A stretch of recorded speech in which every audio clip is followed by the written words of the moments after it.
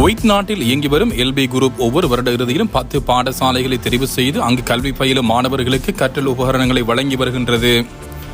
இதன் பிரகாரம் புலனறுவை கதிர்வல முஸ்லிம் கொலனி சீனத் மகளிர் பெண்கள் சங்கத்தினால் கல்விக்கு கரம் கொடுப்போம் எனும் துணைப்பொருளில் இலவசமாக பாடசாலை புத்தகப்பை மற்றும் கற்றல் உபகரணங்கள் வழங்கி வைக்கும் நிகழ்வு கடந்த 2024 டிசம்பர் மாதம் 8ஆம் தேதி காலை 10 மணி அளவில் சீனத் மகளிர் பெண்கள் அமைப்பு அலுவலகத்தில் நடைபெற்றது. பிரதம அதிதியாக தொழிலதிபர் NH அன்சார் மௌலவி அபுல் ஹசன், வெளிநாட்டு அமைச்சர் ரவுப் மௌலவி, அமானா வங்கி முகாமையாளர் ஜெஃப்ரி, சீனத் பெண்கள் சங்க தலைவி திருமதி வவுசுனா உட்பட அங்கத்தவர்கள், யங் மேன் முஸ்லிம் அமைப்பினுடைய உறுப்பினர்கள், இலங்கை நிர்மாணத்துறை சங்க அங்கத்தவர்கள், சர்வதேச மனித உரிமைகள் உலகளாவிய பணியினுடைய சர்வதேச விவகார பணிப்பாளர் தேசமானிய MN முகமட் நலீம், சர்வதேச மனித உரிமைகள் உலகளாவிய பணியினுடைய துணைத் தலைவர் தேசமானிய S மஹரூப், சர்வதேச மனித உரிமைகள் உலகளாவிய பணியினுடைய குடும்ப பணிப்பாளரும் அகில இலங்கை சமாதான நீதவானும் கலைவல பிரதேச சபை முன்னாள் உறுப்பினருமான வைத்தியர் VM மௌபீக், திருகோணமலை மாவட்ட பணிப்பாளரும் சர்வதேச விவகாரங்கள் சர்வதேச மனித உரிமைகள் உலகளாவிய பணிப்பாளரும் தொழிலதிபருமான தேசமானிய ஜேசுதாசன் ரோஹன்ராஜ், பணிப்பாளர் பெர்னாண்டோ, அவரது பாரியார் லோரானா ஃபரீஷ் லண்டன் மற்றும் லிங்டா FN மீடியா நெட்வொர்க் உரிமையாளரும் சக்தி சிரச தொலைக்காட்சி குருநாகல் மாவட்ட செய்தியாளரும் சர்வதேச மனித உரிமைகள் உலகளாவிய பணியினுடைய ஊடக பணிப்பாளரும் மக்களின் மகிழ்ந்தன் தேசமானிய தேசகீர்த்தி ஊடகவியலாளர் AWM ஃபஸ்லான் ஆகியோர் இதில் கலந்து கொண்டனர்.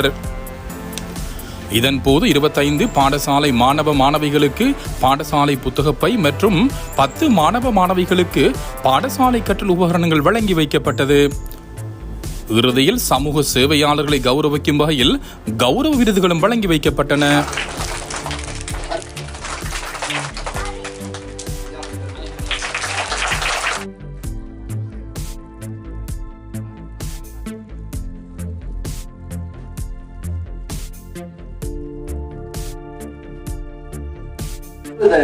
எல்பி குரூப் என்று அழைக்கப்படுகின்ற இந்த லண்டன் பாய்ஸ் குரூப் சகோதரர் அஸ்கர் அலி அவர் புலனர்வுதான் பிறப்பிடமாம். தற்பொழுது அவர் திருமணம் கலைவேலையில வாழ்ந்து கொண்டிருக்கின்றார். நான் நினைக்கிறேன் அவர் இப்போ குவைட்ல இருக்காருன்னு சொல்லி. அவருடைய ஏற்பாட்டுல இலங்கையில எல்லா பிரதேசங்கள்லையும் இந்த கல்வியில பின்தங்கி இருக்கிறவங்களை இந்த கல்வியில எப்படி நாங்க முன்னேற்றலாம், அந்த கல்வியில அவங்களுக்கு இருக்கிற தடை என்ன, அவங்களுக்கு எப்படி நாங்க அவங்கள முன்னுக்கு தூக்கிவிடலாம்ங்கிறதுல மிகவும் கஷ்டப்படுறாங்க. அவங்க பெரிய நான் நினைக்கிற மாதிரி பெரிய கோடீஸ்வரர்களோ பெரிய சொல்லக்கூடிய அளவுக்கு இலங்கையில் இருக்கிற கோடீஸ்வரர் மாதிரி பிஸ்னஸ் உள்ளாக்களோ வருமானம் உள்ளாக்களோ இல்லை. இருந்தாலும் அவங்க என்ன செய்யறாங்கன்னா அவங்களுக்கு இருக்கிறத ஒரு தூய்மையான ஒரு எண்ணத்தோட இப்படியான உதவி செய்யும் தொண்டு நிறுவனங்களை தொடர்பு கொண்டு அதன் மூலம் எந்தெந்த கிராமங்களுக்கு செய்யலுமோ முழு இலங்கையிலே செஞ்சு வராங்க. அதுல ஏற்பாட்டில் தான் நம்மளுக்கும் அவங்களோட கண்டக்டர்ச்சி அல்ஹம்துலில்லாஹ் எல்பி குரூப்புக்கும் நாங்கள் பிரார்த்தனை செய்வோம். அவங்களோட நோக்கமும் அவங்களோட எண்ணமும் அல்லாஹ் இன்னும் அவங்களுக்கு என்ன செய்யணும், வெற்றியை கொடுக்கணும் என்று சொல்லி ஒரு காட்டை ஒரு பெரிய தீ பொறி இதை உருவாக்குறதுக்கு பத்த வைக்கிறது ஒரு தீக்குச்சி தான். எங்களுக்கு ஒரு பெரிய தீ புலம்பு வேணும் என்று சொன்னா நாங்க உடனே தீ பிளம்பு எடுக்கலாம். நாங்க பத்த வைக்கிறது தீக்குச்சி சின்னது தான். தீக்குச்சில இருந்து வர நெருப்பும் சின்னது தான். அந்த நெருப்பு தான் மற்ற எல்லா இடத்துக்கும் கொண்டு போயிட்டு சேர்க்கும். அந்த தீ பிளம்பா மாத்திரத்துக்கு தான் நாங்க இந்த ஏற்பாடை செஞ்சு கொண்டு வரோம். அல்ஹம்துலில்லாஹ். உங்களுக்கு தெரியுமா ஒரு விஷயத்தை நாங்க எல்லாத்தையும் நாங்க செய்ய சாப்பிடுறதுக்கு ஒன்று சாப்பிட்டு பார்த்தா அது இன்ட்ரெஸ்ட் பட்டா நாங்க அதே தேடி போய் சாப்பிடுறோம்.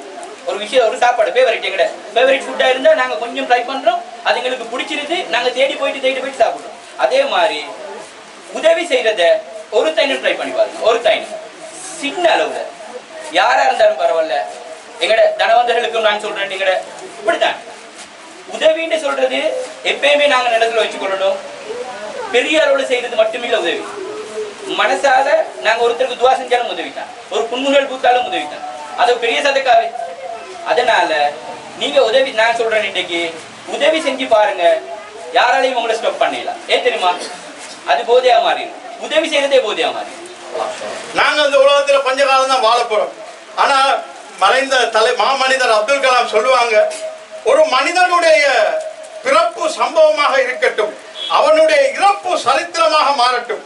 ஒரு பல தியாகத்துக்கு மத்தியிலே இந்த எல்பி குரூப் செல்கிறது. இவர்கள் வேலை செய்யக்கூடிய, அன்றாடம் வேலை செய்யக்கூடிய தன்னுடைய இரத்தத்தை வேர்வையாக மாற்றி அவர் கொஞ்சம் அவங்க எல்லாரும் ஒரு பொருளாதாரமா சேர்த்து தான் இந்த ஊருக்கு மட்டுமல்ல இலங்கை பூராக இந்த சமூகத்துக்கு குறிப்பாக கல்வியை அந்த அவர்களுக்கு மத்தியிலே மாணவர்களை தட்டி எழுப்பி ஊக்கத்தை உருவாக்குகிறார்கள். அதே போன்றுதான் கல்வி மட்டுமல்ல, வீடு இழந்தோருக்கு வீடு வாசலை கட்டி கொடுக்கிறார்கள், மலசல கூடங்களை அமைத்துக் கொடுக்கிறார்கள், நீர் இணைப்புகளை செய்து கொடுக்கின்றார்கள். அதே போன்று மருத்துவ ரீதியாக அந்த சுகமில்லாதவர்களுக்கு அவங்க பல ஹதியாக்களை செய்கிறார்கள். மாஷா அல்லாஹ், அல்லாஹ் தஆலா இவர்களை பொருந்திக் கொள்ள வேண்டும். என்னென்னா அப்படி ஒரு தியாகம் இன்றைக்கு என்னென்னா பொது வேலையில 1000 விமர்சனம் வரும். காய்க்கிற மரத்துக்கு தான் கல்லடியும் கொள்ளடியும். மௌலவி பெரிய அனுபவசாலி எங்க ஊர்ல இருந்தவங்க. அதே மாதிரி எங்களுக்கு பல பிரச்சனைகள் வரும். சொல்லுவாங்க இவன் பச்சை கல்லன் வாரெல்லாம் அமர்த்துறான். அது மனுஷன் சொல்லி கொடுப்போம். ஏன்னா நாங்க எங்கட உள்ளத்தை அறிஞ்சவன் ரப்பில் ஆலமீன். அது மாதிரி எங்களை கண்ணியமிக்க மௌலவிமாருக்கு தெரியும். வயலுள்ளி குமசத்தில் விமசான ஒரு வாசனம் இருக்குது குர்ஆன்ல. அதுல ஹுத்தமான்ற ஒரு வார்த்தை இருக்குது. நபி அவங்ககிட்ட கேட்கிறாங்க, யார சொல்லலாம் ஹுத்தமான்றால் என்ன என்று தெரியுமா? அதுதான் பல்லாயிரக்கணக்கான வருடங்கள் தீமூட்டிய ஒரு பயங்கரமான நெருப்பு. அது எப்படிப்பட்ட நெருப்பு என்று சொன்னால் தேகத்தை பட்டவுடன் இதயத்தை பொசுக்கி விடும் என்று சொன்னார்கள். ஒரு மனிதனுடைய கெட்ட எண்ணங்கள், சிந்தனைகள், செயல்கள் மத்தவனை பத்தி பலாய் கழுவுறது, மத்தவனை முன்னேற்றம் தடுக்கிறது, அந்த உள்ளம் இருக்கிறது, அதுதான் கல்பு என்றார்கள். நபி அவர்கள் சொன்னார்கள், ஒரு மனிதனின் உடம்பில் ஒரு சதைப்பிண்டம் இருக்கிறது, அது சீர்திருந்தி விட்டால் முழு உடம்பும் சீர்திருந்தும், அதுதான் கல்பு என்றார்கள். குறிப்பாக அன்பான சகோதரர்களே, தாய்மார்களே, என்னுடைய அன்பு சகோதரர்களே, கண்ணியமிக்க மௌலைமார்களே, இன்று உள்ளம்தான் தேவை, நல்ல எண்ணங்கள் தான் தேவை. எனவேதான் கல்விக்கு இஸ்லாம் கொடுக்கின்ற முக்கியத்துவம் நாங்கள் அறிந்த விஷயமே. முதலாவதாக இந்த உலகத்துக்கு அனுப்பப்பட்ட ஒரு நபியை அல்லாஹ் ஆசிரியராக அனுப்பினார். ஆதம் அலைஹிஸ்ஸலாத்து வஸ்ஸலாம் அவர்கள் இந்த சமூகத்தை மேம்படுத்தக்கூடிய, சமூகத்தை வழிநடத்தக்கூடிய அல்லாஹ்வுடைய தூதராகத்தான் வந்தார்கள். எனவே நபி ஸல்லல்லாஹு அலைஹி வஸல்லம் அவர்களுக்கு இறக்கி வைக்கப்பட்ட முதலாவது அத்தியாயம் கூட ஓதுவீராக இக்ரா என்ற சூரத்தான் அனுப்பி வைக்கப்பட்டது.